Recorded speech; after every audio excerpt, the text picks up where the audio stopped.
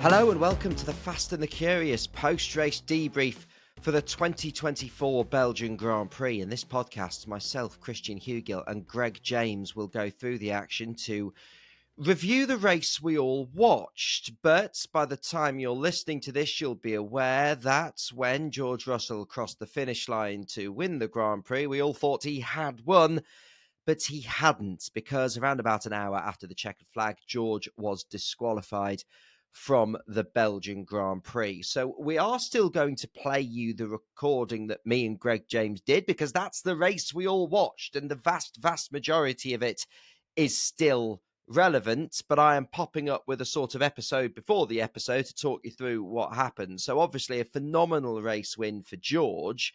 And as me and Greg will discuss, he got there through an outstanding strategy choice. But then only around half an hour after the checkered flag, we found out that the car was underweight. Now, regular listeners will have heard me talk about this before. At the end of the Grand Prix, the cars are weighed and the driver plus car plus remaining fuel have to hit a certain limit. George and his car were 1.5 kilograms under that weight limit. So as soon as he was reported to the FIA and put under investigation, people like me knew that this was going to be a slam dunk disqualification. That is far too under the weight limit.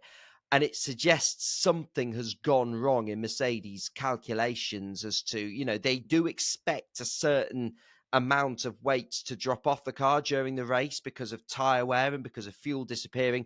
But somewhere these calculations have gone wrong. Who knows, by the time you're watching or listening to this, we might have an answer as to what's gone wrong. But as we're recording this right now, that's, debrief will happen at Mercedes. And this is just a reminder of how heartbreaking sport is, isn't it? Because me and Greg are going to hear us talk on the episode about how pleased we are for George and what a fantastic race he drove, and it's been taken away from him.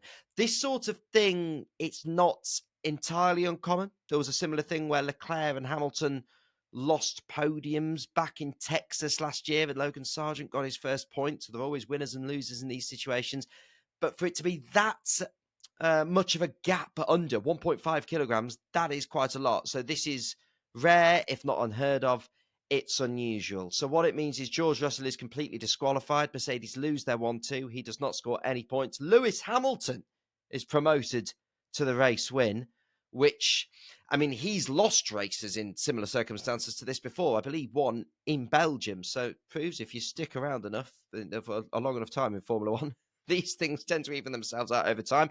Who knows if George will take some satisfaction from that? I doubt he will. Oscar Piastri inherits second. Charles Leclerc will finish third and on the podium rather than fourth. And in the podcast, you'll hear me refer to Esteban Ocon getting the final point. That final point goes to instead Daniel Ricciardo, whose 11th turns into 10th in the RB. And the championship leader, Max Verstappen, of course, finished fourth rather than fifth. So, loads in this podcast still entirely relevant. We still want you to listen to it because it's still a review of the race we all watched. But you will be bearing in mind as you listen to it that unfortunately, for George Russell's sake, the winner of the 2024 Belgian Grand Prix was not George Russell. He has been disqualified. It was Lewis Hamilton. Over to me and Greg James for what should have been a completely normal race debrief. Anything can happen in Formula One, and it usually does. Welcome back to the Fast and the Curious on a very exciting afternoon. It's Team Principal Greg James here. No Betty today. She's off in Paris at the Olympics reporting on Simone Biles. Christian Hewgill is here, and we have just watched the closing moments of another brilliant Grand Prix at one of my favourite circuits, Spa in Belgium. How excited are you, Christian, after watching that race?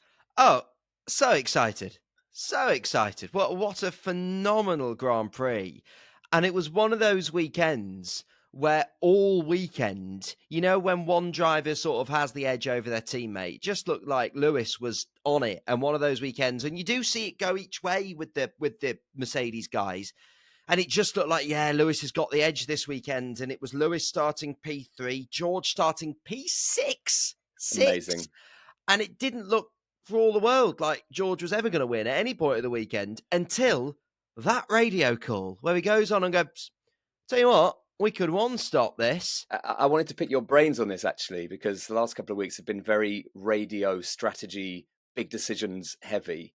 So what's the difference between what happened last weekend with McLaren and the strategists and the engineers and stuff saying, Lando, you must let him pass, and then George saying, we've got this. So there's obviously a bit of give and take, isn't there?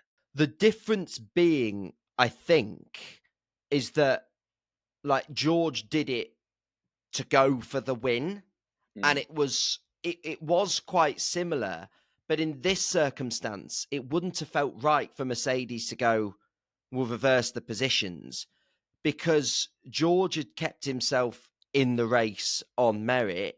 George had been looking after his tyres. George made the call, I want to go long, and came out in the lead. And Mercedes just turned around and went, guys, don't crash into each other. On you go. So George was rewarded for, calling the strategy from the cockpit. So it sort of felt a little bit more purposeful than McLaren sort of accidentally putting themselves in an awkward situation. There was something about George during the last podcast record with him that just made me think he is riding high with confidence. He was so relaxed. He was so comfortable. He was so loose. He also spoke brilliantly about what it was like to drive Eau Rouge. If you haven't listened to the George Russell episode, actually, I might revisit it as a sort of the egotistical monster I am, listening back to my own podcast. But it will be really interesting to listen to George speaking before the race, considering what's just happened. But his, you can listen to that episode. It's the last one in the feed, by the way. But he did sound very grown up and very assured, and that's how he drove a few, the last couple of hours. To pick up on your point directly, there was a bit in that interview where he sort of said, I'm just buzzing because I'm here next year, Lewis isn't, and it feels like we're making real great progress and there's sort of nowhere else I'd rather be. So I think you're absolutely right, Greg. I think he feels like I'm in the right place. I've got the right team around me. Finally, ever since this podcast started, we've been saying, when are Mercedes making progress? They finally are. Yeah. But actually, to go against what you said then, Greg, then he didn't look on it. I know, shock. He then didn't really look on it. It looked like Lewis had the edge. Right. But it was all that strategy call. And Greg, I know you don't like tyre chat as such, or you sometimes find it. I do when it's relevant and when it's sort of interesting and decided the race. So go on. Well, I was going to say this weekend it's less tyre chat, more track surface chat. I don't mind that. Yeah, okay. That's completely different. Don't mind that. Don't mind that. Because this circuit got relayed from this year to last year, and whenever they put a new material down, your data from previous years as to how your tyre wears is not quite as reliable because you've changed a variable. It's a new track surface, and even if it's a similar material, you don't quite know how it's going to go. So we all thought a two-stop would be the way forward. But if you listen to any of the pre-race coverage or did some pre-race reading, I was sat having a coffee this morning doing a few bits of notes and reading around, and everyone was saying, yeah, we think this is how the tyres are going to perform, but we don't know. And that was absolutely a correct prediction. And the man who took advantage of all of that was George Russell, because you saw Oscar Piastri in the cool-down room. He said to a very disappointed Lewis Hamilton, I never thought anyone would make the one-stop work. A quick word on Lewis then. How disappointed will he be today, or will he just be pleased to be on the podium? Oh, he would be devastated, and you could see that in the cool-down room. Poor old Oscar Piastri was like when you talk to a stranger at a party and you realise that stranger just isn't a chatty person. You're like, I'm having to try harder here than I'd like to do. So, yes, he'll be gutted, but he'll be mostly gutted because he drove fantastically. I tell you what, that's another sign this weekend of what a good driver Ferrari are getting. And, we were talking at Silverstone about there was doubts as to whether Lewis, after his tough first half to this season, was really struggling, and then he's roared back. This was actually a brilliant Lewis Hamilton race. He drove fantastically. He just got very unlucky because the opposite side of the garage used the alternate strategy. And can I make a point on this while we're on it, Greg? Because we'll go on to Red Bull a bit later. But when the field is close, which it is at the moment, it is so important. If you've got one driver, like Mercedes had with Lewis, all right, they look the more likely driver to win. Fantastic. It is such a good idea to go, I tell you what we'll do with driver number 2, who isn't in contention. We'll try something a bit different, because you never know when that different thing might work. You always hear the commentators refer to it as try an alternate strategy. Mercedes can do that because they've got 2 drivers in George and Lewis who are maximising the potential of their car. Red Bull have only got 1, and we'll come back to that in a bit. God, it's good that we're getting different winners, and it's all shaping up so beautifully, not only for the second part of the season, but also for next season as well, when that grid's going to look completely different. But you've got a confident, fast, successful Mercedes team again, or if it's Mercedes car again.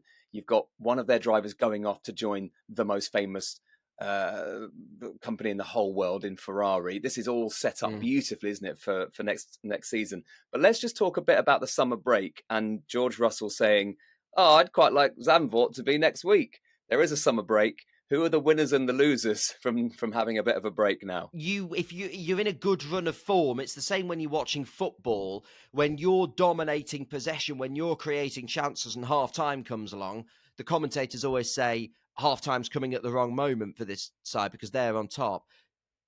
For George, he's in really good form, and Lewis, I would say. They're both really finding their feet. They're both in really good form.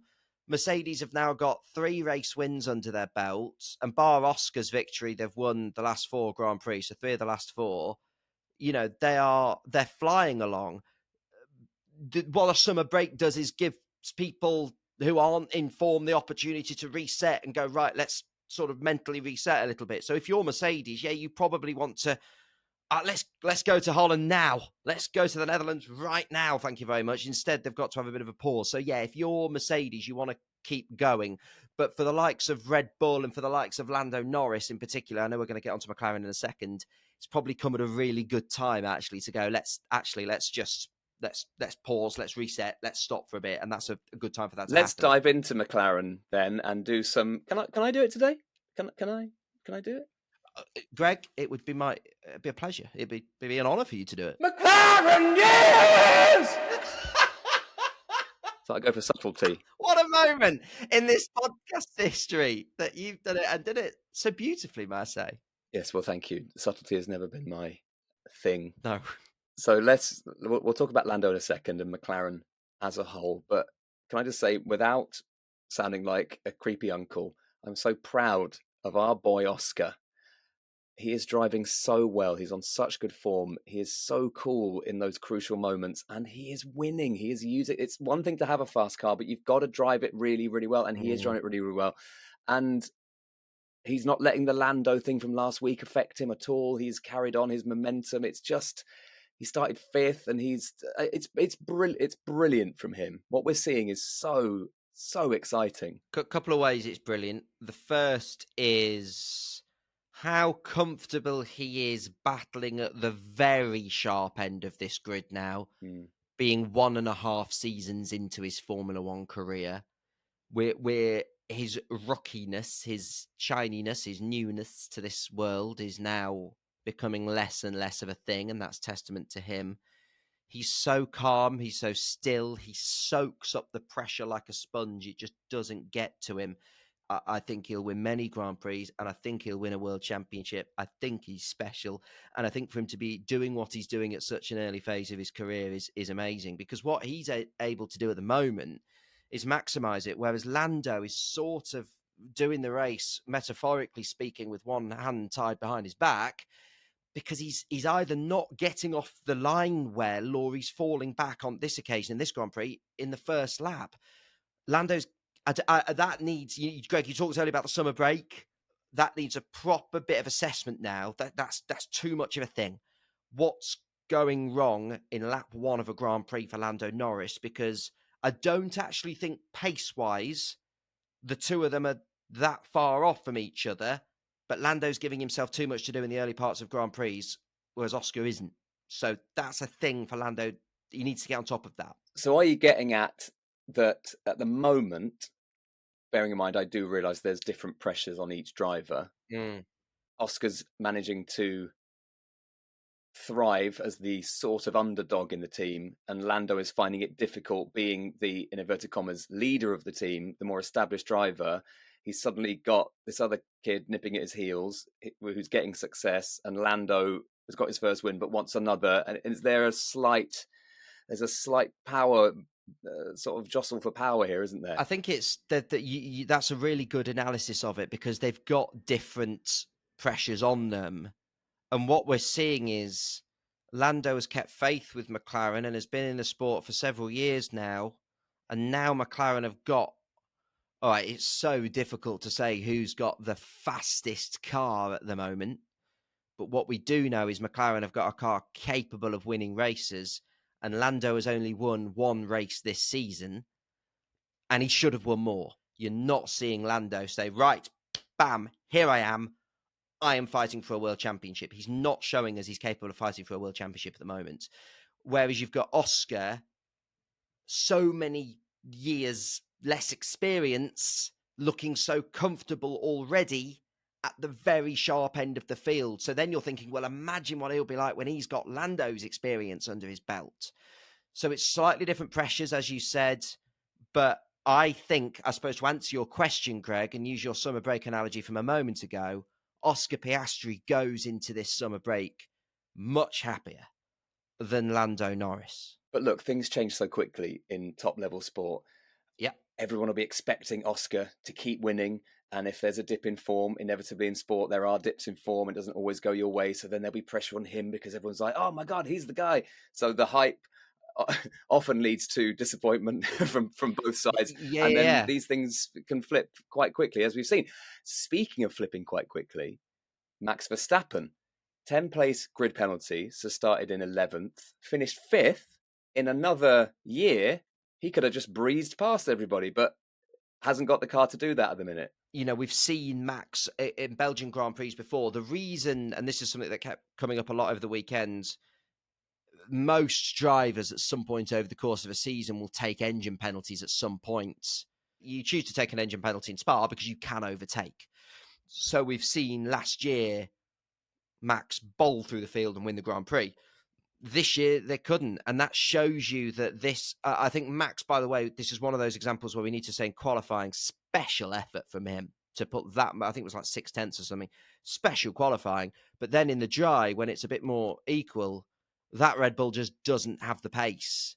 You know, you say when you have that advantage, take advantage. Again, to use a football analogy, when you're playing well, score goals. When Max had the quickest car, he got the wins. And little did we know how important that would be, because now Max has not won for 4 races in a row. 5th in Australia, 2nd in Britain, 5th in Hungary, 5th again today. If Max hadn't had grabbed those wins when he had the opportunity, we would have a title fight on our hands. But at the moment, I don't think we do. He's comfortable. But you mentioned next year. If everybody starts like they did this year, next year, God, we'll have a title fight on our hands from the word go, and it'll be fantastic. But yeah, Max, that's just where Red Bull are at the minute. I think Max could have won from pole, but I don't think he's winning from row 3, row 4 on the grid, because they haven't got that advantage anymore. And that's just where they are. Can I just say something wildly wacky just for the sake of it? Yeah, of course you can. I don't think Max is going to win the championship. No, it wouldn't shock me if we had somebody else stating that bold claim for the title fight, that Max isn't in title winning form. Red Bull aren't showing title winning form. The problem is they've just thrown down the marker in the early season, grabbed the points where they possibly could, and now they've got enough of a buffer because no one else, none of the sort of fighting pack are grabbing the bull by the horns and going, it's me. I'm your rival. No one's capable of doing that at the moment. Okay, let me have a look at the points. I've just got it onto my laptop. So where are we? Max is in the lead with 275. Norris is in second with 197. Charles Leclerc 174 in third. Oscar 164 in fourth. Okay, do you know what I'm going to say? Go on. Oh, do I say that Oscar's going to win? That Lando could chase Max if he comes back refreshed after the break. Yes, he could. In current form, if the car stays good, Oscar's winning the championship. It is a bold claim, Gregory. It's a bold claim. What it needs is some serious mechanical issues for Red Bull. Yeah. That's what it needs. to open up this title fight. And then from there, why not Oscar Piastri? It's anyone's game from there. Why the hell not? While we're on Red Bull, and to stop me being silly, a silly boy, Checo is having a bad time, and he has been having a bad time for a while now. Started second on the grid, ended up 8th, was overtaken by Max before the halfway point. What happens with Checo now? We had a really similar thing last year in Belgium, right? Where Checo qualified well off a bad run of form. That race, Checo managed to finish second.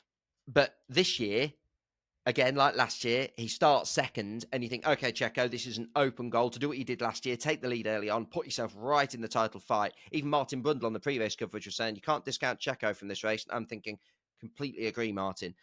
And then he just fell away. He absolutely fell away. He finished the race in 8th, despite starting right up there. All the competitors in all the cars that have won Grand Prix passed him.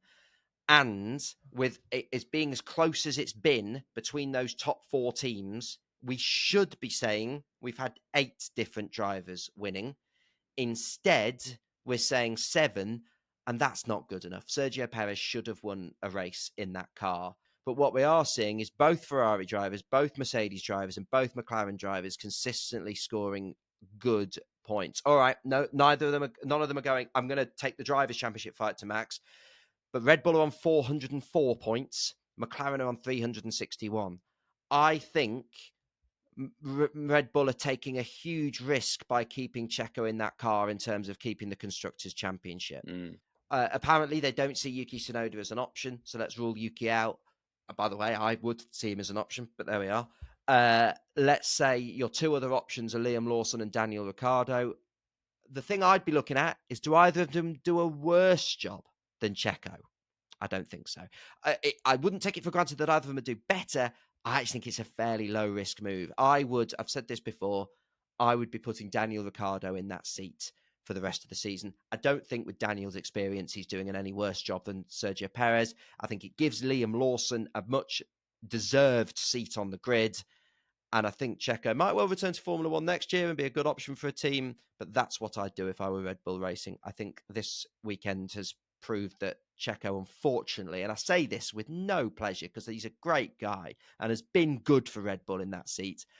But I think his time's passed. Very few Formula One drivers, like prime ministers, get to wave goodbye on their own terms with everything going well, even if they've had success in the role. And I think that's Sergio Perez. I think it's time. Yeah, he's 8 currently in the driver standings. He's on 129 points, and you could say, if you're being kind, he's sort of the worst of the best at the moment. So I just think that's it now, I think. By the way, that's not me saying I think Red Bull. I don't know what Red Bull will do. I don't know. I'm saying what I would do in Red Bull shoes. I'd love to see you in some Red Bull shoes, just 2 carved out cans. So while we're talking about sadness, can we talk about Logan Sargent, please? One of our other favourite boys. So it looks like that could be it for Logan. It does. That's possible as well, because I saw a quote from James Vowles before the race that said, basically, he's not done bad last 2 Grand Prix, but I need more. He didn't give more. That fight for those final points-paying positions, you've got the top cars who should finish 1 to 8, like we've seen this weekend. 9th and 10th is open. Albon was in and around all weekend. He finished 13th. Granted, didn't quite do enough. I don't think that's Alex's fault. I think that's where they are as a team. Alex very nearly made it into Q3. Was a matter of milliseconds away. Logan finished the race 18th. And again, lovely guy. I could talk to you all day long, and it's for a different podcast, I think, as to why it's maybe not quite worked out with Logan. But for Williams, you roll a dice and give yourself a chance of a point or 2 more. Do they promote a young driver? There's loads of options, loads of variables. I'm gutted to say this because I like Logan Sargent a lot, and he's a talented racing driver, seriously talented racing driver. Yeah, I definitely get your point, and none of this is personal, is it? This is sport, and I would, whatever happens to Logan, I would love to have him on this podcast as a regular because he's a great character. Lovely man, yeah. Huge talent. And he's done it. He's sat in a Formula One car for a good couple of seasons, season and a half potentially, and he knows what it's like to race those guys. So that is he's a great man, and we do wish him well, whatever happens next. Any honourable mentions before we go and I get back to my wife's birthday? Your wife's birthday. Happy birthday, Bella. Happy birthday, Bella. I'm not very happy at the moment as I'm doing a podcast. Excellent. No, I mean, honourable mentions go to two people, actually. In 10th, Esteban Ocon. Excellent weekend for him. One of his best weekends in a while. Really looked like he had the edge over Pierre Gasly, who finished 14th. Got a really valuable point for Alpine.